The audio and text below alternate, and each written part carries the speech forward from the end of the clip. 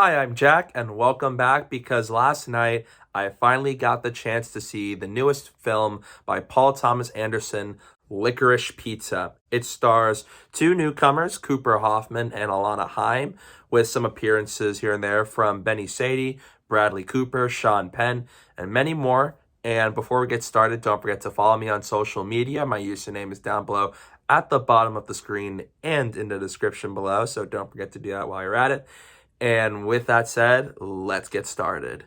I've never seen a movie by Paul Thomas Anderson before this, so this was an interesting experience. I've heard that he's a great director and all that, so I was just interested in seeing this movie, especially hearing all the great buzz the movie was getting. And after coming out the movie, I actually had a really good time with this movie. It really reminds me of Quentin Tarantino's Once Upon a Time in Hollywood, where it felt more like a hangout, easygoing movie rather than this big story like maybe some of the director's other works. But I had a fun time with this movie. I thought the cast were really great. I thought Alana Haim and Cooper Hoffman in their first film debut, I thought were really great.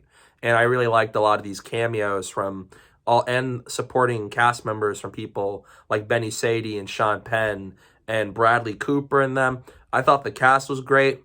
And it is also, from a screenplay's perspective, it's actually very well written. Thought the dialogue is very witty, and it's also great, and it perfectly fits what 1973, around that time frame of California. So I thought that was actually really good too. And from a cinematography and camera work perspective, Licorice Pizza is a beautifully shot movie. Now, again, I've never seen any of his movies before this, but I've heard great things about the cinematography work, and I will say, if you are a PTA fan, this is another great-looking movie that you are going to eat up. And I mean that in a good way, because there's some really good camera work here, especially from transitions and how scenes are shot, and even just landscape scenes. This is a really good-looking movie, and it's very well shot and well crafted by Michael Bauman and Paul Thomas Anderson. They did a great job with the cinematography work here. It's definitely one of the strongest points in this movie. So it's just really good looking. Lots of really great shots from the start of this movie all the way till the very end. So I was left riveted by how great that stuff of the movie is. There's some great comedic moments here and there. Some don't always land. There's a controversial bit about it regarding how it handles a certain topic. But for the most part, I thought the humor was great. It's not overly reliant on comedy at most, but when it does happen in a good way, it does land, because again, it is a really witty movie, and at that, it actually does a great job at. So there's some good comedic moments to find here and there. This movie also has themes about finding love and finding your place in the world, because we follow Alana and Gary as they're both trying to just navigate. They're growing up, and they're trying to just get a job, try to rely on each other, and also just what's their purpose? What are they here to do in the world? Like with Gary, he wants to be an actor. With Alana, it changes throughout the movie. And that, I think, is interesting to see, because like Gary and them, they're at the point of their lives where they're growing up, they're out of school, and they're trying to just discover what do they want to do? What are they meant to do? And I like that over the course of this movie, you see a lot of that, where each of these characters just are in this phase of life where they're trying to just figure things out. And I thought that's done well. In a way, it's pretty relatable, especially for certain people. Maybe not myself yet. I am only a freshman in college. So it's certainly for that demographic. I think you're going to find the characters relatable, because they're just trying to figure things out. They're trying to find love, and they find love within each other. And how the movie does it, it does a good job at making it work without it feeling really odd, because a big controversy with this movie is the age gap, where Gary is basically 15 going on 16. Alana's around 25 to 28. So there's an age gap that it seems very odd. I also found it weird at first, but this whole movie, thankfully, doesn't go into a really too much way with it. They don't go too crazy with the love and romance stuff because of that. So if you can ignore the age gap between the characters and just follow along with what's happening, then you're going to be fine. But this is also a movie where I can understand if this doesn't work for you, because the movie can work for you if you can, depending on how you feel about the age gap between these two characters who are basically in love with each other throughout the film. For me, it couldn't have worked, but thankfully didn't bother me. There are some moments here and there that felt awkward because of it, but it didn't feel anything that made me feel wrong. Didn't do anything that made me feel like this was just too much, too sexual.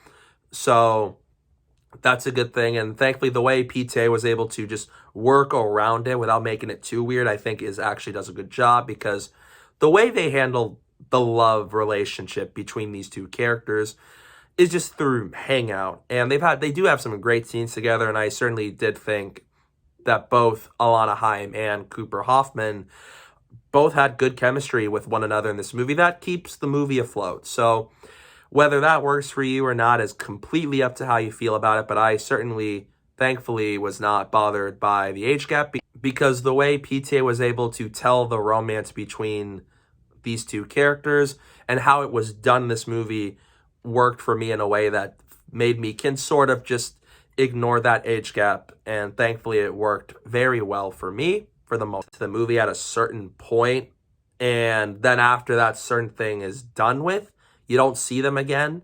And I don't want to give examples, but maybe some people have already given out who it is by now. But while these people are fun to watch, especially, I couldn't help but feel like they feel just weirdly placed in there because they are only in the movie for just a certain point in throughout. And then after that, that's about it. You don't see them. So it kind of gives you an idea of what you're wondering, just what's the movie basically about? And in a way, that's how I kind of left wondering. I was like, what was Licorice Pizza basically about?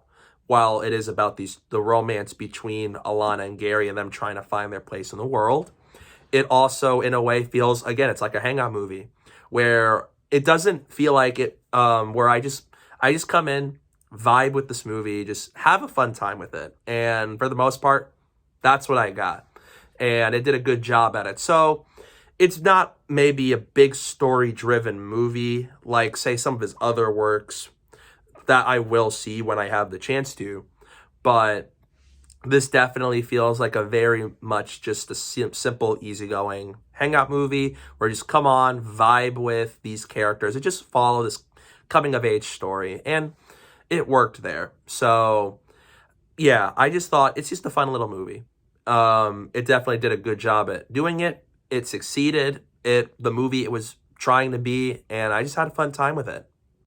And my last problem with this movie is that around the final 30 minutes of this movie, it tends to be a little lengthy, because I thought the first and middle half, for the most part, were very well paced. And then you reach a certain point in this movie, and then I started to feel like I'm wondering, how far am I in this movie? How close are we to the end? And at points, the final 30 minutes goes on for quite a while. It made me wondering, when is the next big thing in this movie happening?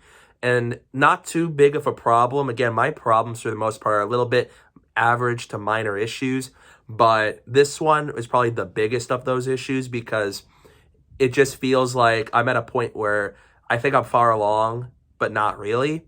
And I feel like some of those moments in the final 30 minutes just could have been just cut or trimmed so that the third act can just go a lot smoother than it ended up going. In conclusion, I thought Licorice Pizza is just a fun movie by Paul Thomas Anderson. It is a fun hangout movie, and it's fun to watch. It's entertaining. It's a very beautifully shot and well-crafted movie with some great performances and a great score and musical songs played throughout this movie. And I'm going to give Licorice Pizza an A-. And if you just want to watch a fun, simple hangout movie, or you're just a fan of PTA, then I recommend you go check this out in theaters. Fun movie. Again, this was interesting for me to watch because I've never seen a movie from him, but this movie definitely made me interested in watching his filmography, so hopefully this year I'll be able to do that. That should be interesting, and that should also be fun. But yeah, those are my thoughts on Licorice Pizza. What did you think of this movie? Let me know down below in the comment section. I'd love to hear it. Again, it's a fun movie. I do think you should give this a shot if you're interested. And yeah, thank you guys so much for watching. And don't forget to hit that like button and the subscribe button. And stay tuned for more.